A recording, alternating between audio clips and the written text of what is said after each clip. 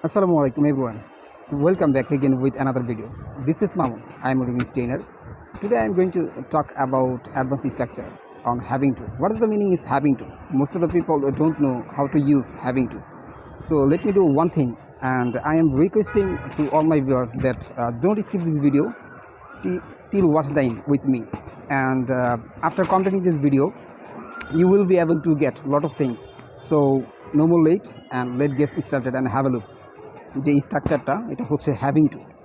তো আমরা হোয়েন এবং হোয়ার কোথায় আমরা we can use having to এটা ব্যবহার করতে পারি। সো চলুন আমি দেরি না করে আগে বুঝিয়ে দিচ্ছি যে এটার হ্যাভিং টু এর প্রপার ইউজটা কী। হ্যাভিং টু এটার অর্থ হচ্ছে যে হইতেছে অথবা হচ্ছে, এরকম করে এটা মনে রাখার কৌশল। ঠিক আছে, আপনাদের একটু মেমোরাইজিং করতে হবে যে হ্যাভিং টু শব্দের অর্থ হচ্ছে হচ্ছে অথবা হইতেছে। আচ্ছা, এখন এটাকে আমরা কিভাবে মিক্স সেন্টেন্স রূপান্তরিত করব? আচ্ছা, এটাকে আমরা করতে পারি যে subject plus am is are was were plus having to plus verb one plus object.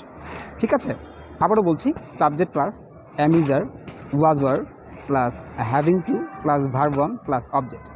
আচ্ছা, এখন আমি একটা মিক্স সেন্টেন্স বলছি আপনাকে, তো আপনারা অবশ্যই একটু প্র্যাকটিস করবেন আমার সাথে, তাহলে বিষয়টা আপনারা খুব সহজে বুঝতে পারবেন।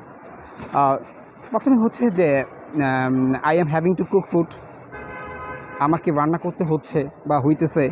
তা বলতে পারেন যে my friend is having to wash clothes, আমার বন্ধুকে কাপড়গুলো ধুতে হচ্ছে।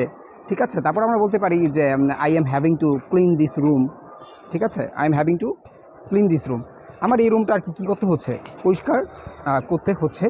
তো যেহেতু বাসায় কেউ নেই তাহলে সেই কারণে আর কি, দ্যাট ইজ ওয়াই আমার এই রুমটা পরিষ্কার করতে হচ্ছে। তারপর বলতে পারেন যে you are having to cook food, তোমার you are having to cook food, তোমার রান্না করতে হচ্ছে। আর বলতে পারেন যে I was having to take a bath, I was having to take a bath, আমার গোসল করতে হচ্ছিল। টেক শব্দের অর্থ নেওয়া, কারণ গোসল তো আর করা যায় না, নেওয়া হয়। I was having to take a bath, আমার গোসল করতে হচ্ছিল। আর বলতে পারেন যে I was having to play, আমার I was having to play with them, আমার তাদের সাথে মানে খেলতে হচ্ছিল। আর বলতে পারেন যে he is not having to go to market, তার মার্কেটে যেতে হচ্ছে না। ঠিক আছে, বা হইতেছে না, এরকম করে বলতে পারেন। আবার আমরা বলতে পারি যে are you having to cook food, are you having to cook food, তোমার কি খাবার রান্না করতে হচ্ছে। Are you having to study, তোমার কি পড়তে হচ্ছে। আর বলতে পারি are you having to clean this room, তোমার কি এই রুমটা পরিষ্কার করতে হচ্ছে।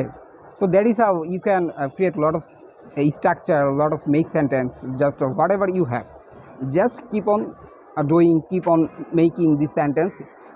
I make sure that you will be able to get one day you will speak fluently as a native speaker. So that's all I have. So no more late, take care and have fun. Assalamu alaikum.